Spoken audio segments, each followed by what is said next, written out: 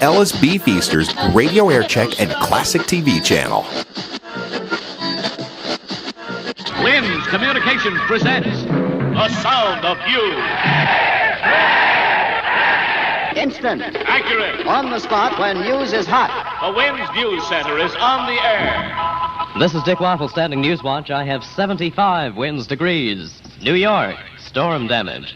The winds and rain of the tropical storm Brenda blew out of New York City at 2 o'clock this afternoon and went on to snarl things up in New England. The advance guard of Brenda's rain and winds arrived in the metropolitan area at about 3 o'clock this morning, and Brenda herself swished past at about noon. During the 11 hours, the storm rained and blew over New York and its suburbs. Highways were flooded, subway service was disrupted, and planes were grounded. The Weather Bureau reports that this afternoon more rain fell in New York than ever fell before on a single day in July. The rainfall was 4.79 inches. Yorktown, New York. Manhunt. Police this afternoon were tracking through the rain-soaked woods of northern Westchester County in a grim search for the killer of a pretty school teacher. Red hair and 24-year-old Carol Segreta of North Troy, New York, was shot 4 times late yesterday in a wooded Lover's Lane beside the Croton Reservoir. A witness said he saw a tall, slim man with a Western-style hat flee the woods just before the body was found. More news in a moment. The Town Crier. An international program representing composers and compositions from all selections of the globe entitled Around the World with the Suford Band will be presented in Music Grove of Forest Park, Queens on July 31st. This program will be a musical salute to New York World Fair of 1964-65. That's Forest Park, Queens, July 31st at 3 p.m.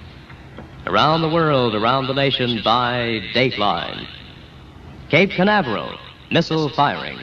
The atomic submarine USS George Washington has fired another Polaris missile from the depths of the Atlantic off the Florida coast. The Defense Department said the Polaris flew more than 1,000 nautical miles and that all test objectives were successfully attained.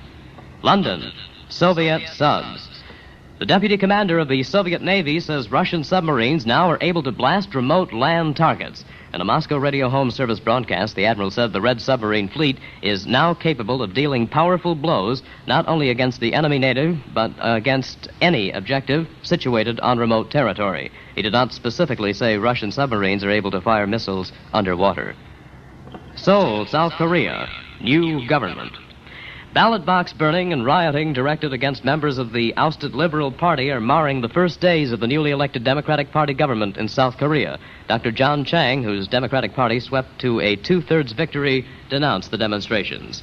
From the Wynn's Weather Tower, the temperature is 75 degrees, the humidity is 62%, the barometer reading 29.51 inches and rising. The wind out of the west at 23 miles per hour, the THI stands now at 71. The forecast, partly cloudy tonight, low in the 60s. Tomorrow, partly cloudy and mild, high about 80. Repeating the present temperature, 75 winds degrees. That's the latest from the Wynn's News Center. Dick Waffle reporting. Next edition of Wynn's Instant News at 8:25. Queensland, you have heard the news.